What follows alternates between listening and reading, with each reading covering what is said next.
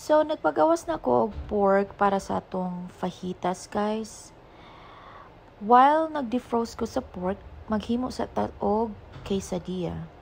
So, butangan na to daan og mayonnaise. This is just the way I do it para mapilit ang cheese o more cheesy siya. So, kinahanglan daghanon na to ang cheese.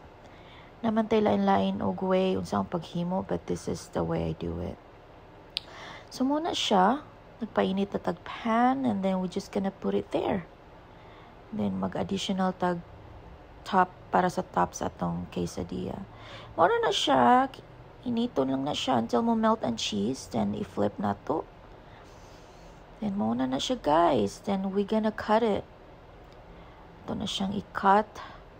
Gagmayo na to cut in the triangle shape. And then, mauna na siya, guys. Init-init pag siya gamay. And cheesy na kaayo siya. There you go. And then, after that, maghiwa taglamas para sa atuang pork fajitas. Kani siya, guys, with a twist ni siya. Kay, normally, wala na siya gamayng sabaw. But for me, I like to put a little tubig kay gusto ko nga mura sa Czech Filipino nga style ba nga ganahan mo kung naisabaw gamay good ibahog sa kanon. So muna nga butangan lang ako gamayng tubig. But normally sa Mexican version wala na siya tubig. So mao na siya, guys. Hiwa ta sa tong bell pepper og onion. Simple ra man gud kay ni siya nga ingredients. There's walay daghang ichiburiching, guys. And then ato ang pork for sure dili mawala. Nahutdan man kog chicken, guys. So chicken fajitas mo unta to, pero nahutdan man wala pa ko ka grocery. So kanilang usa tong gamiton. It works for everything, you know, pork or chicken, even beef. So it doesn't matter. Sag unsa imong gamiton nga meat, it works out. So gagmayon lang nato siya paghiwa in a straight kanang straight nimo siya og hiwa.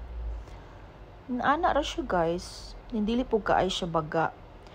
Then magbutang ta garlic. Init na ato ang frying pan. Then we're gonna add the bell pepper og onion. So ato lang i-mix. Isutay na to kadiyot until mo maluto siya. Then add the pork. Then same thing, we're gonna shake or mix. So ana ra niya magbutang na ta sa atong mga seasoning. So mo na siya tanang seasoning atong gamiton: garlic powder, beef bouillon, black pepper, and then lemon pepper, ganahan ko aslom gamay. Then cumin, because when you're making pork fajitas or any kind of fajitas, na dyan ay cumin.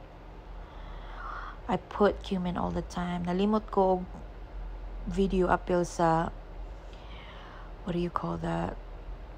The chili, guys, nga seasoning. Then ato ra siyang init-initon gamay ang tortilla, guys, para lami. Kay mas lami man og init-init. I-toast ra gud kadiyot, ana di pud palabi anon di mapaig. Then, I have a leftover beans, guys. So, canned beans rin siya ha. Pero, ganahan sila butangan ani good. Then, ibutang na nato ato ang naluto nga pork fajitas. Then, ato na siyang i-roll. Then, that's it. Then, mauna ni assemble na nato ang para sa akong banana. Kaya ako ra mahilig og rice diri, guys. Di man kay ni sila hilig og rice. Mauna na siya, guys. Yay! And then ang ako kay Filipino man ta, ganahan man tag rice. Mauna ang ako guys. O di ba mga unta, guys. Thank you for watching.